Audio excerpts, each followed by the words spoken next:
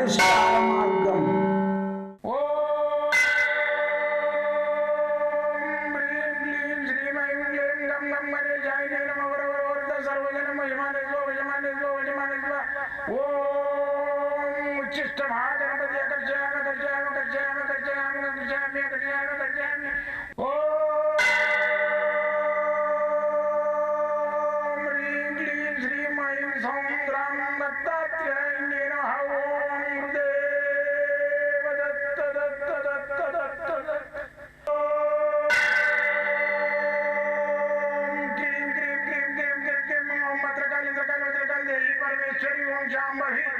सर्वदिन मोचमाने स्वजमाने स्वजमाने स्वम मत्रकाली मत्रकाली मत्रकाली देवी परमेश्वरी ओम शांभवी अकर्षयामि अकर्षयामि अकर्षयामि अकर्षयामि अकर्षयामि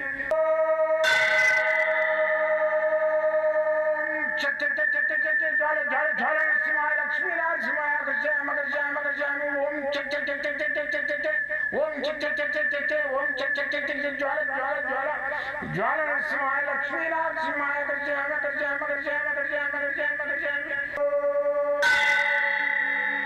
राजाधिराज योगिराज परब्रह्म सद्गुरु सच्चिदानंद साईनाथ महाराज ओम गुरुदेव दत्त दत्त दत्त दत्त दत्त ओम मातृदेवो भव ओम पितृदेवो भव ओम आचार्य देवो भव ओम गुरुदेव दत्त दत्त दत्त दत्त दत्त ओम गुरुदेव दत्त दत्त दत्त दत्त दत्त నేను మీ సాయి దత్తానందను మంత్ర తంత్ర యంత్ర రుద్రాక్ష మూలికా శాస్త్రజ్ఞను. ప్రేతాత్మలు ఉన్నాయా లేవా అనే దాని గురించి రీసెర్చ్ చేసినాం. దైవం ఉందా లేదా అనే దాని గురించి రీసెర్చ్ చేసినాం. అసలు మన భారతదేశం లోపల జీవ సమాధులు ఉన్నాయా, మనిషి బతుకుంటాడా అనే దాని గురించి నేను రీసెర్చ్ చేసిన. వాళ్ళు పోయి సమాధిలో కూర్చుంటాడు. కూర్చున్న తర్వాత బతుకుంటా అంటే నిజంగా జరిగిన స్టోరీ చెప్తున్నా. వీరబ్రహ్మం గారి మఠం అనేది ఉన్నది ఇక్కడ కర్నూలు దగ్గర. ఆయన ఏం చేసిండు, జీవ సమాధి ఉండినాక వాళ్ళ కొడుకులకు వాళ్ళందరికీ ఈ ఎక్కడ ఫంక్షన్లు అయినా పేరెంటాలు అయినా చెప్తలేరు. ఎందుకంటే తల్లి వాళ్ళు ఏమంటారు అంటే మీ అమ్మ ఉండమోయలేదు, మీ తండ్రి ఇంకా ఉండని ఆమె భ్రమపడుతున్నది, లోపల ఎముకలే ఉండవచ్చు సమాధి లోపల, కాబట్టి మీకు సృష్టి పోదు, మీ అమ్మను ముత్తైతానని తీసిస్తే మాత్రం మీకు చెప్తామని చెప్పేసరికి అప్పుడు పోయి తల్లిని దూషిస్తాడు. ఆయన దూషించి రాత్రి 2 గంటల రాత్రి పోయి ఆ సమాధిని తోలితే ఆయన దివిలి ప్రమాణంగా వేస్తుంటాడు ఆ బ్రహ్మంగారు. అయితే ఆయన నాన్నని ఊపుతాడు. ఊపే వరకల్లా సమాధి నుంచి స్థితి నుంచి తేరుకున్నాక నిద్రపోయిన ఊపితేనే తిడతాడు. ఆయన సమాధి అప్పటికే 10 నెలలు అయింది. 10 నెలలు అయింది. ఆ 10 నెలల ఆయన సమాధి స్థితిలో ఉన్నది ఆయన లేపుతాడు అనమాట. ఏది ఆ బండ తీసి లేపితే ఆయన ఎవడెవరో అని వంశనాశనం అయింది. అందుకని ఇప్పుడు బ్రహ్మంగారి వంశం లేదు అక్కడ. ఆయన బిడ్డ వంశం ఉన్నది ఏది ఆ మఠం లోపల ఇప్పటికీ నిదర్శనంగా ఉంది. మీరు కావాల్సింటే చూడండి, ఆ సమాధి దగ్గర ఇట్లా చెవు పెట్టినట్టయితే ఓంకారం పలుకుతుంది. 100% ఇలాంటివన్నీ నేను రీసెర్చ్ చేసిన. ఈ రీసెర్చ్ చేస్తే మన కర్మభూమి మన ఇండియా లోపల మన భారతదేశం లోపల ఇన్ని ఉన్నాయి. మన భారత మాత భూమి ఇది, హిందూ భూమి, దేవతలకు సంబంధించిన భూమి. ఈ భూమి మీద ఉంటేనే అంత మనకు పవరు. కాబట్టి భూమి మీద ఉంటేనే మన కర్మను కంప్లీట్ అయినట్టు. తల్లిదండ్రులని ప్రేమించడము, అన్నదమ్ములను గౌరవించడము, చెల్లెలను ప్రేమించడము, ఇవన్నీ మన దేశంలో ఉన్నాయి, ఇతర దేశాలలో లేదు. వాడు ఇవాళ పెళ్లి చేసుకోవడం రేపు నా విడాకులు అంటాడు, రేపు ఒక ఎంగేళ్ళుండి మా విడాకులు అంటాడు, అయిపోతుంది. మన దగ్గర అటువంటివి లేవు. మన దగ్గర ఒక కొడుకు ఉన్నాడంటే కొడుకు ప్రేమ ఉంటుంది, బిడ్డ ఉన్నట్టే బిడ్డ ప్రేమ ఉంటుంది. వాళ్ళ దగ్గర అట్లా కాదు. పెరిగిందంటే హాయ్ డాడీ హాయ్ మమ్మీ అంటాడు. కొన్ని రోజులకు ఆడవాడు గుర్తు కూడా పట్టకుండా అయిపోతుంది. అటువంటి కల్చర్ కాదు మనది. ఇది కర్మభూమి. ఈ కర్మభూమిలో దేవుడు లేడు అని 10 మందిని ఆగం పట్టేయడానికి ప్రయత్నం చేసే నాస్తికులను తరిమి కొట్టడానికి ప్రయత్నం చేయండి. యూట్యూబ్లల్లో మన మీడియాలలో పెట్టి పిల్లల బ్రెయిన్ పాడు చేయకండి. వాళ్ళు వస్తే ఒకటే చెప్పండి, స్కూళ్ళలో పోయి పిల్లలను మోటివేట్ చేయండి. తల్లి అంటే ఏంది, తండ్రి అంటే ఏంది, దైవం అనేది ఏంది, పూర్వము ఈ రాముడు ఉన్నాడా కృష్ణుడు ఉన్నాడా వీళ్ళంతా ఉన్నారనేది నిదర్శనం కనబడుతుంది. ద్వారకలో కొన్ని వెళ్తున్నాయి శిలాలు. మళ్ళీ రామాయణంలో జరిగిందా అంటే మరి రామాయణము వారధి ఏదైతే ఉందో ఆ వారధి ఇప్పటికీ మన ఏది రామేశ్వరం నుంచి అక్కడ శ్రీలంకకి వేసిన వారధి ఇప్పటికి ఉంది. మరి ఇవన్నీ నిదర్శనాలు ఉన్నాయి. ఆ రాళ్ళు కూడా అలా నీళ్ళల్లో తేలుతున్నాయి, ఇప్పటికి తేలుతున్నాయి అలా నీళ్ళల్లో. అప్పుడు మరి వాళ్ళు ఏంటంటే రాముడు దగ్గర ఒక కోతి ఉండేది, అలా శాపగ్రస్తుల పిల్లలు చిన్నపిల్లలకు మునుల దగ్గర పోయి ఆడుకుంటూ అలా కలిశాలు వాళ్ళ కమండలాలు ఇవి తీసుకుపోయి నీళ్ళలో పడేస్తుంటే వాళ్ళకు ఏం శాపం పెడతాం చిన్నపిల్లలకు అని చెప్పేసి వాళ్ళు మీరు ఏది వాడేసినా నీళ్ళలో తేలుగాక అని చెప్పేసి శాపం పెడతారు వాళ్ళకు, ఆ కోతులకు. అయితే వాళ్ళు తోటి దాని మీద రామాన్ని రాపిచ్చి వేపిస్తారు. వాళ్ళు ముట్టుకొని వేయాలి, ముట్టుకొని ఇస్తేనే అది తేలుతుంది. మరి ఆ తేలిన రాళ్ళు ఇప్పటికి ఉన్నాయి. లేదనుకుంటే రామాయణం లేదు, రాముడు లేడు, ఆడు లేడు అంటే ఏంది అది పిచ్చి లెక్కలు. ఇప్పుడు అది ఉంది, అయోధ్య ఉన్నది, వాళ్ళు ఇల్లు గిల్లు అన్నీ చూసి వచ్చింది నేను. రాముని ఇల్లు చూసిన, సీత వంటశాల చూసి వచ్చిన, సీత ఉండే బెడ్రూము అవన్నీ చూసి వచ్చింది నేను. లేదంటే అట్లా నిదర్శనంగా ఆడ ఉన్న కనబడుతుంటే మళ్ళీ వచ్చేసి ఆడ మసీదు ఉన్నారు. అది ఆ రోజులలో తుర్కోళ్ళు ఏదో ఈడ పవర్ ఉంటే దాన్ని మసీదు లాగా చేసారు. అది తొగితే గంటలు విగ్రహాలన్నీ బయటపడ్డాయి. ఇది మామూలు కాదు, మొత్తం ప్రపంచంలో ఉంది హిందూ సాంప్రదాయం. అఖండ హిందూ గుండులు ఉండేది, మొత్తం అఖండమే, మొత్తం హిందూ, మొత్తం ప్రపంచమే హిందువుగా ఉండేది. రాను శాఖలుగా బయలుదేరి ఓడది ఓడిది అనేది పెట్టుకున్నారు. ఎవడేది పెట్టుకున్నా కానీ ఏ దేవుడి దగ్గరికే రూట్ చూపిస్తుంటారు లాస్ట్కు. వాడు దేవుడే అంటాడు, వీడి దేవుడు అంటే వీడి దేవుడు లేడని మాత్రం ఏ యొక్క మతం చెప్పదు. ఈ మతం దానికి ఏంటంటే మతము అనేది ఒక భక్తి పిచ్చి కాదు, మత పిచ్చి కాదు. ఈయనకి దేవుళ్ళు అనేది అంటాడు చూడు, వాడి పిచ్చి. ఏంటంటే వీడు ఏదైతే దూషిస్తుంటాడో వాడు తప్పు చేయి రెడీ చేయి, ఆ తప్పులన్నీ వీడు గొలుస్తుంటాడు.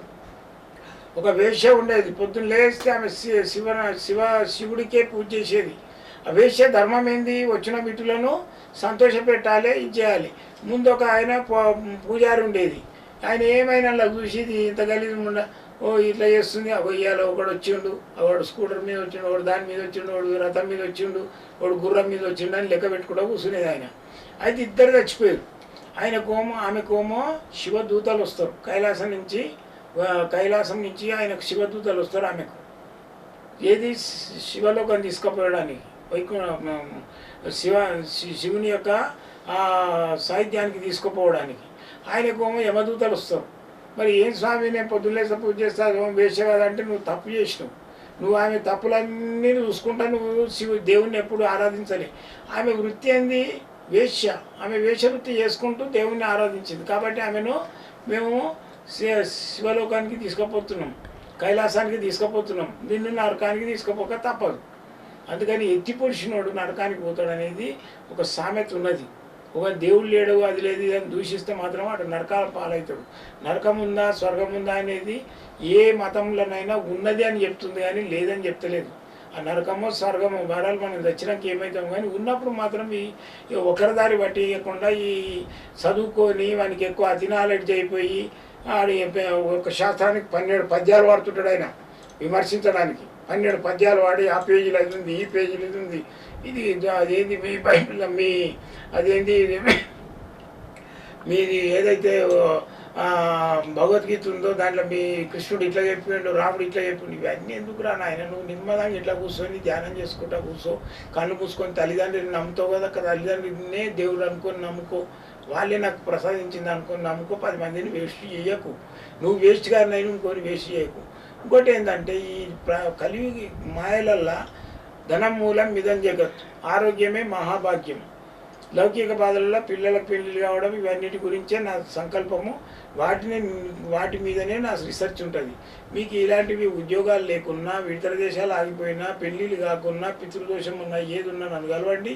నేను 100% మీకు నేను రెమెడీ ఇస్తా. ఆ భగవంతుని దయ వల్ల, దత్తాత్రేయ కృప వల్ల మీకు ఆ రెమెడీ సక్సెస్ అవుతుంది. 42 ఏళ్ళ నుంచి చూస్తున్నా.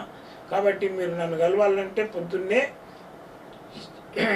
9:30 నుంచి 5:30 వరకు ఉంటా. మంగళవారం సోమవారం హాలిడే ఉంటుంది.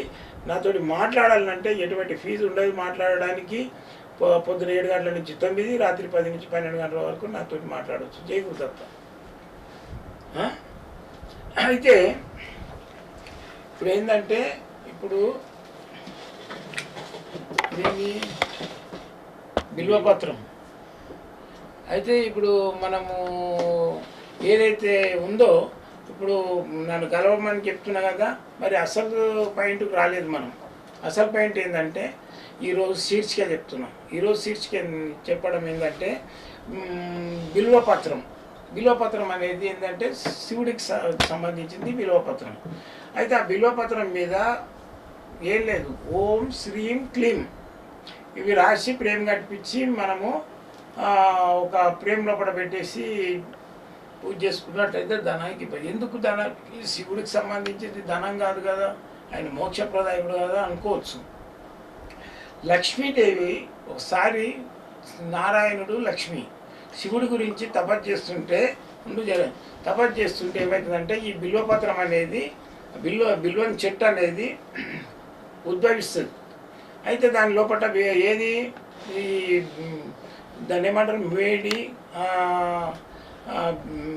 మారేడు చెట్టు అనేది బిల్వం చెట్టు అనేది ఆమె చేతుల వామస్తంలా పుడుతుంది. అందుకే లక్ష్మీ పత్రం అంటారు దాన్ని. అయితే ఈ లక్ష్మీ పత్రం పూజ చేస్తే ధనం వస్తుంది. అయితే ఆమె తపస్సు చేస్తున్నారు లక్ష్మీనారాయణులు శివుడి గురించి. అప్పుడు ఒకసారి ఆమెకి ఏమవుతుందంటే తపస్సు లోపల ధ్యాన నిమగ్నురాలై సమాధి స్థితికి వెళ్ళిపోతుంది. అప్పుడు ఆమె చేతి లోపల కుడి చేయి లోపల ఆమెకు ఈ బిల్వపత్రం చెట్టు పెరుగుతుంది, వృక్షం. అయితే దాని లోపల చెట్టును ఇది శివుడికి అంకితమయ్యే చెట్టు కాబట్టి మేము శివుడికి పూజ చేసినట్టయితే లక్ష్మీ ప్రసన్నం అవుతుంది. ఇది లక్ష్మీ వృక్షం అని కూడా అంటారు దీన్ని మనము ఈ 3 ఆకుల మీద ఒక ఆకు మీద ఇట్లా రాయండి. ఒక ఆకు మీద శ్రీం, ఒకసారి ఓం శ్రీం క్లీం ఇవి రాయండి. రాసి దీన్ని ఫోటో ఫ్రేమ్ కట్టించి పూజ చేసినట్టయితే 100% మీకు డబ్బుకు ఇబ్బంది ఉండదు, దరిద్రం దూరం అయిపోతుంది. దీనిలో కూడా అటువంటిది ఉంటుంది. ఈ పత్రాన్ని మాత్రం సోమవారం నాడు తెచ్చుకోవాలి, లేకుంటే శుక్రవారం వచ్చేటప్పుడు తెచ్చుకుంటే ఇంకా మంచిది, శివరాత్రి నాడు తెచ్చుకుంటే ఇంకా మంచిది. జై గురుదత్తం.